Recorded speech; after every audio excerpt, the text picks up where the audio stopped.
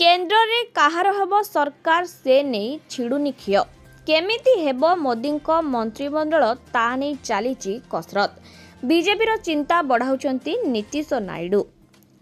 नरेंद्र मोदी तृतीय पाली पाई बीजेपी केंद्रीय स्तर रे कसरत आरंभ करबा सह एथिरे टीडीपी और जेडीयू रो भूमिका नहीं चर्चा आरंभ होईची।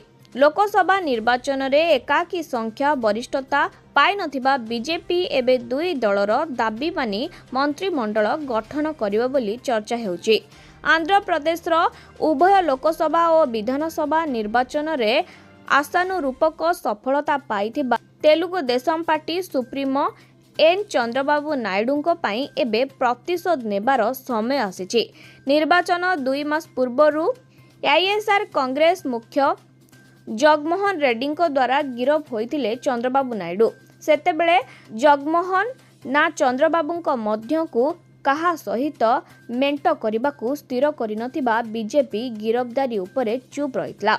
एबे एनडीए को समर्थन देबार समय आसीची। एही समय रे चंद्रबाबू तांको दल और आंध्र पाई भल पैकेज उपरे गुरुत्व देउचंती। एथि मध्यरे आंध्र प्रदेश को स्वतंत्र राज्य मान्यता और लोकसभार बाचस्पति पद प्राधान्य रही पारे। सही भली गत जनवरी रे पट बदलाइथिबा जेडीयू मुख्य तथा बिहार मुख्यमंत्री नीतीश कुमार मध्य दल पाई अधिक मंत्रीपद पाइबाकू लक्ष्य रखिछंती।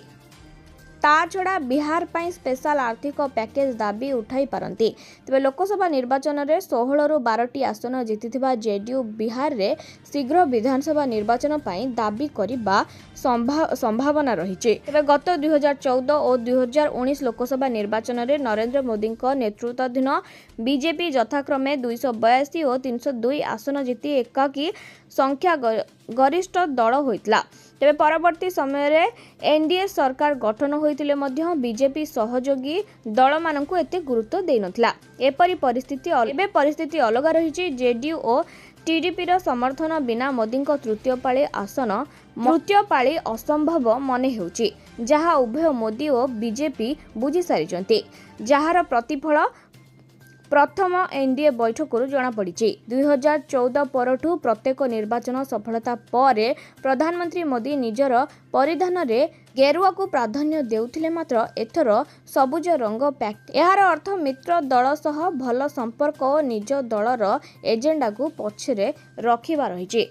तेबे वर्तमान समय रे मध्य यार खियो छिड़ी नाही। एबे भी कल्पना जल्पना चली जे कौन हब केन्द्र स्थिति एबे भी ओहली की रही परिस्थिति किए हेब केन्द्र रे प्रधानमंत्री कौन हेब रिजल्ट ताकू नहीं समस्त अपेक्षा करिसेंती। आपनकर मतामत मु कमेंट माध्यम रे जणांतु आपनको कौन लागुची।